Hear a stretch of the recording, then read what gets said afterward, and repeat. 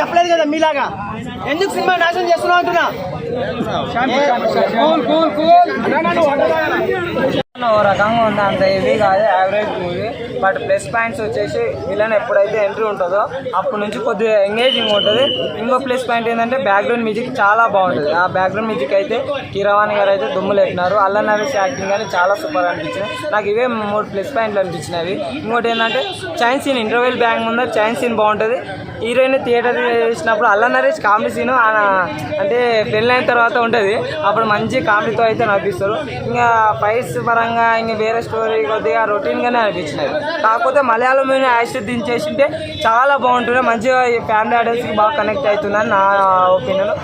Nagarjuna Shiva scene repeat చేశారంట కదా, అదే చైంది అన్నప్పుడు కొద్దిగా రిపీట్ అయింది అనమాట. బట్ ఓవరాల్ అంటే ఫ్యామిలీ ఆడియన్స్కి చాలా మంది కొంత కనెక్ట్ అవ్వచ్చు. ఎందుకంటే 4 మూవీస్లో కంపేర్ చేసుకుంటే సెకండ్ ప్లేస్లో ఉంటుంది. ఫస్ట్ అయితే హనుమాన్ అయితే పక్కా విన్నది 100%, టికెట్లు కూడా దొరకలేవు.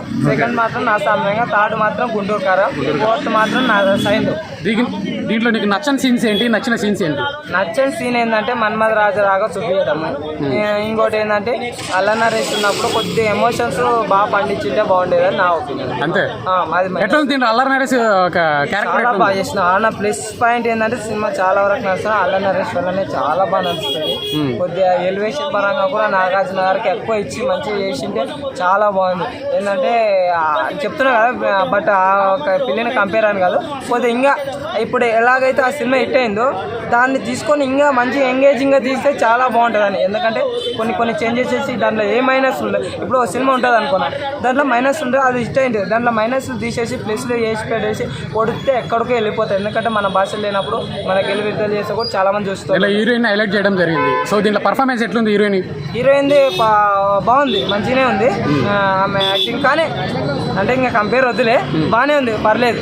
రొమాన్స్ బాగుందా? రొమాన్స్ అంటే మరి హెవీగా అనేది ఏం లేదు, కొద్దిగా నార్మల్ ఉంది. అంత అంటే కొన్ని సీన్స్ చాలా హైలైట్ గా చూపించాడు మరి, కొద్దిగా చూపించినాడు అనుకో. లేదా మరి రొమాన్స్ అంటే కొద్దిగా అంత మనం ఎక్స్పెక్ట్ చేసినంత ఆడ దగ్గర కాదు, వాళ్ళు అంత దగ్గరకి ఏం కాదు, ఏం రాదు. కాకపోతే థియేటర్కి పోయినప్పుడు కొద్దిగా అనిపించచ్చు అంతే.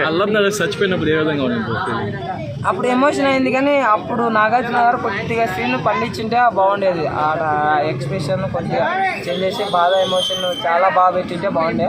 సైలెంట్ అనేది ఉండిపోతాడు ఆడ, కొద్దిగా పండించింటే బాగా. చిన్న పాప చాలా బాగా చేసింది, చిన్న వాళ్ళ కూతురు ఉంటుంది అల్ల నరేష్ కూతురు, ఆ పాప కూడా కొద్దిగా ఎమోషన్ అంటే అంటున్నా నాగార్జున గారు సార్ ఫీల్ అయ్యారు మళ్ళీ నా మీద కాదు, కొద్దిగా బాగా ఇంకా కొద్దిగా ఇంప్రూవ్ చేసింటే బాగుండేది సార్ నా ఒపీనియన్.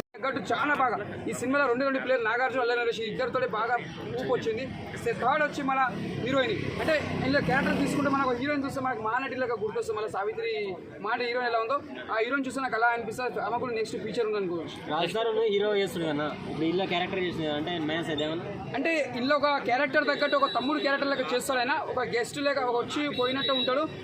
నాగార్జున వాళ్ళకి ఒక లవర్కి కలిపేటట్టు ఉంటాడు. నాగార్జున ఒక పెద్ద దిక్కు ఉంటాడు అనమాట, వాళ్ళకి ఒక హెల్ప్ చేస్తాడు నాగార్జున. ఓకే, ఆయన పర్ఫార్మెన్స్ కానీ యాక్టింగ్ కూడా చాలా బాగుంది. కీరవాణి మ్యూజిక్ ఎట్లా అనిపించింది? కీరవాణి కోసం ఏం చెప్తామని, ఆల్రెడీ ఆస్కార్ అవార్డు ఆయన అంత పెద్ద కీరవాణి మ్యూజిక్ డైరెక్టర్, ఆయనకు మనం ఎంతో చెప్పేంత స్థాయికి మనం లేము. ఏ సినిమాకి మ్యూజిక్ ఇచ్చినా కూడా సినిమాకి వెళ్ళాలో మ్యూజిక్ అలానే ఇస్తారు. స్టోరీ ఎట్లా ఉందా? స్టోరీ డిఫరెంట్ ఉన్నది, మనకు చూసినా కూడా మనకు కొత్తగా అనిపిస్తుంది. ఒక డిఫరెంట్ ఆ లుక్ కానీ, ఆ నాగార్జున ఒక పీడి కావడం కానీ, ఇంటర్వెల్స్ చైన్ గుంజడం, అది మాత్రం హైలైట్, అది మాత్రం సూపర్ ఉన్నది. అయితే విజయ్ ని అసలు డైరెక్షన్ చేయలేదు, కొరియోగ్రాఫర్ చేసింది. ఓకే, మరి డైరెక్షన్ కొత్తగా చేసింది కదా, డైరెక్షన్ లో పాస్ అయ్యంట.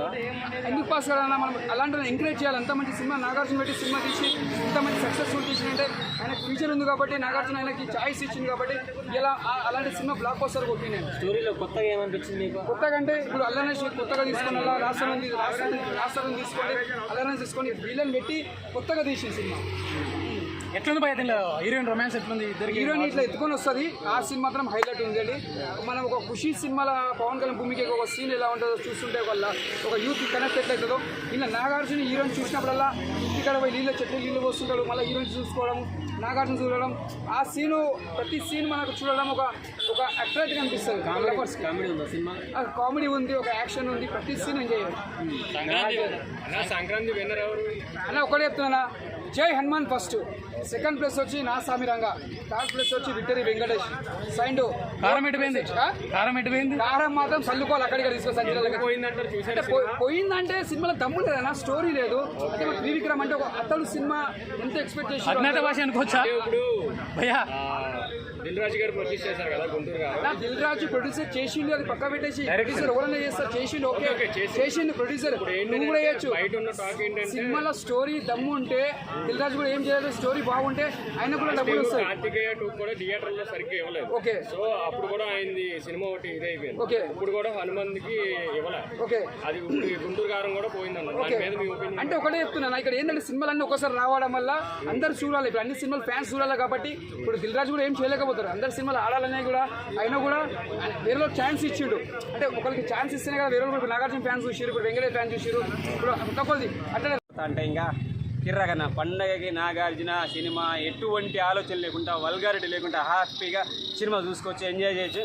అలాగే మెయిన్ పాత్ర హీరోది ఉంటుంది సినిమాలో, ప్రతి సినిమా మెయిన్ పాత్ర హీరో కాబట్టి ఆ హీరోని వాడుకుంటారు కదా కొంతమంది ఊరు పెద్దలు, నమ్మక ద్రోహం చేస్తారుగా.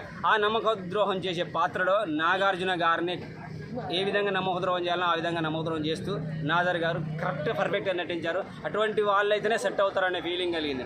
ఒకవేళ ప్రకాష్ రాజుని పెట్టినా కొంచెం ఇద్దరికి ఏజ్ దగ్గరగా ఉంటుంది కాబట్టి సూట్ అవ్వచ్చు. ఇంకా ఎక్కువ ఏజ్ పెట్టేసి ఆ పాత్రకు న్యాయం చేయాలంటే నాజర్ గారు ఎంత బాగా చేయాలనిపించిందో ఆ పాత్రకు న్యాయం చేశారు. సూపర్గా ఉంది. హీరోయిన్ పాత్ర కూడా చాలా బాగా అనిపించేస్తుంది. ముగ్గురు హీరోయిన్లు ఉంటారు, వాళ్ళకి చిన్న చిన్న పాత్రలైనా కానీ చాలా బాగుంది. అంటే న్యాయంగా వీళ్ళకి సూట్ అయ్యారు, వీళ్ళకి ఇంత ఆస్తి చాలు అనే విధంగా చాలా బాగుంది. ఆశికా రంగనాథ్ కానీ ఇంకో వెర్ణ సమేత ఉన్నాయి, 3 పేర్లు మంచిగా పర్ఫెక్ట్గా నటించారన్న. ఎటువంటి బ్యాడ్ థింకింగ్ తోటి కానీ వల్గారిటీ ఉందా, అయ్యో పొడుసుడు ఉందా అంట ఇవన్నీ ఏం ఆలోచించుకోవద్దు. పండగ చూడాలి, పండగ వాతావరణం చూడాలనుకుంటే ఖచ్చితంగా రావాలి. నాగార్జున బాబు సుమ్మ ఈ చేతులు ఎందుకు మడత పెట్టానంటే గోదావరి యాస కొడదాం ట్రై చేసా, నాతో అవ్వట్లేదు కాక. ఎందుకంటే తెలంగాణలో బుట్టి పెరిగి మనకు కాక యాస రావాలంటే ట్రై చేస్తే రావట్లేదు. అందుకని ఏదో మడతెట్టి వదిలేట్టేసా. సూపర్ సినిమా, సంక్రాంతికి thank you very much. Allari Naresh character అనిపించింది సార్, మస్తు ఉగ్రం. తర్వాత ఆయన సినిమాలు ఏ విధంగా పెర్ఫార్మెన్స్ కానీ అసలు కోపం వస్తే కుటుంబాన్ని కాపాడుకోవాల్సిన పరిస్థితుల్లో ఎటువంటి సందర్భంలో ఆయన నటవీ స్వరూపం బయటపడుతుందో ఆ పాత్రలో అల్లరి నరేష్కి మైండ్లో హీరో తర్వాత ఆయనదేనే, ఇంకా వేరే పేరే లేదు పెట్టనీకి. అల్లరి నరేష్ చనిపోయినప్పుడు ఎమోషన్ బాగా పండించారా? మస్తుగా అసలు నిజంగా చెప్తున్నా కదా. ఇంకా అందులో కంటిన్యూ ఇట్నే ఇంకేమైనా సెకండ్ పార్ట్ కూడా పెడితే బాగుండేది అనిపిస్తుంది. కానీ అల్లరి నరేష్ చనిపోతాడు కానీ మళ్ళీ పుడతాడు అల్లరి నరేష్. సో పార్ట్ 2 పెడితే బాగుంటుంది అనిపిస్తుంది. అల్లరి నరేష్ మళ్ళీ పుడతాడు, అది నాగార్జున కడుపులో. పార్ట్ 2 పెట్టాలని కోరుకుంటున్నా కానీ పెడతారని నమ్మకం లేదు. అంటే ఇదే రేంజ్లో ఇది సోగ్గాడి చిన్న బంగారు రాజు ఇది ఆ కోవలకి చెందిన సినిమా కాబట్టి సో ఇలాగే ఆ పార్ట్ 2 పెట్టినా పెట్టకపోయినా సో ఇలాంటి వాతావరణంతో కూడిన సినిమా మళ్ళీ నెక్స్ట్ సంక్రాంతికి రావచ్చేమో. మంచి మూవీ. అల్లరి నరేష్ పుట్టాడు, చనిపోలే, పుట్టాడు, నాగార్జున కడుపులో పుట్టాడు. Thank you very much. Anji అని పేరు పెడతారనమాట ఎండింగ్లో. మూవీ అయితే నేనైతే యావరేజ్ అని చెప్తాను, బాగాలేదని చెప్పాను, యావరేజ్ అని చెప్తాను. కొంచెం మిస్ఫైర్ అయింది సినిమా. ఎందుకంటే ఫ్యామిలీ ఆడియన్కి కనెక్ట్ కావాల్సిన కొన్ని పాయింట్స్ మిస్ అయినాయి. అవి కానీ ఉంటే అసలు సినిమా ఒక రేంజ్లో ఉండేది. కాకపోతే కొన్ని మిస్ఫైర్ అయింది. ఇప్పుడు ఆల్రెడీ బంగారాజు దానికంటే ముందు వచ్చిన ప్రీవియస్ మూవీతో కంపేర్ చేస్తారు కాబట్టి చాలామంది అదే ఎక్స్పెక్టేషన్తో వస్తారు. అక్కడ మిస్ఫైర్ అయింది. అది ఏంటంటే కథనం లోపం అయిందంటే ఆ కథనం లోపం వల్ల నేను కొంచెం ప్రాబ్లం అంటే అట్లా అని మొత్తం చెడ్డ సినిమా అయితే కాదు, చూడొచ్చు, 1 టైం వాచ్ ఇది. ఇందులో ఇంకోటి ఏం చేయాల్సిందంటే ఒకటి అల్లరి నరేష్ క్యారెక్టర్ కొంచెము ఇంకా ఎక్కువ ఫన్నీగా లాస్ట్ ఇంకా బాగా ఏడిపిస్తే బాగుండేది. ఇంకోటి ప్రభల గురించి చెప్పారు, ప్రభలు అసలు ఏంది అని చెప్పి కొంచెం ఇంకా అది దాని గురించి ఎక్స్ప్లెయిన్ చేస్తే బాగుండేది. ఎందుకంటే మన కాంతార వాళ్ళు ఎట్లా వాళ్ళ కల్చర్ చేస్తున్నాం, మన ప్రభలు అంటే ఏంది. ఇప్పుడు నేను తెలంగాణ వాసిని హైదరాబాద్ ఉంది, యాక్చువల్ పుట్టి పెరిగింది హైదరాబాద్. అప్పుడు పుట్టింది అయితే ఏపీలో, ఇప్పుడు తెలంగాణ విడిపోయింది. కానీ నాకు ఇప్పటికీ ప్రభలు తెలియదు. మా ఫ్రెండ్స్ చెప్తుంటారు ఇంజనీరింగ్ చదువుతున్నప్పుడు, అరే ఇట్లా ప్రభలు అవన్నీ చెప్తుంటారు కానీ అది పూర్తిగా నాకు తెలియదు.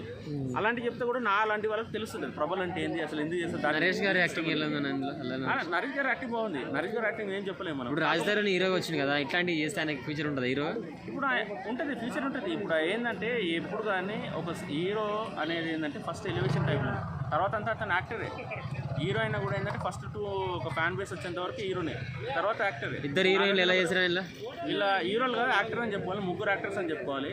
ఆ యాక్టర్స్ లాగా బాగా చేస్తున్నారు.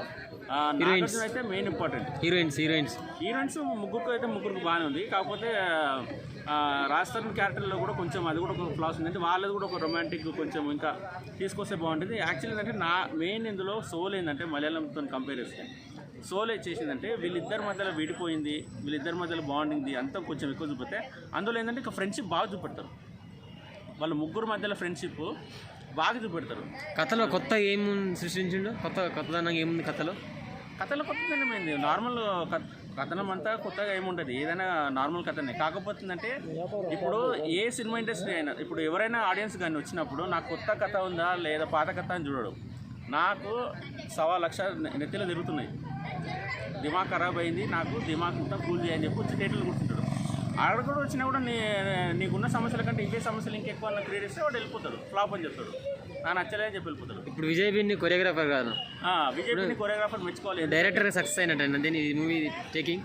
డైరెక్టర్గా సక్సెస్ అన్న కానీ ఒక టైప్ ఆఫ్ మెట్టుకు ఒక ఎదిగినట్టే చెప్పాలి. ఇంకా 2-3 సినిమాలు పడితే పెద్ద సక్సెస్ఫుల్ డైరెక్టర్ అయితే లారెన్స్ లాగా అవుతాడు.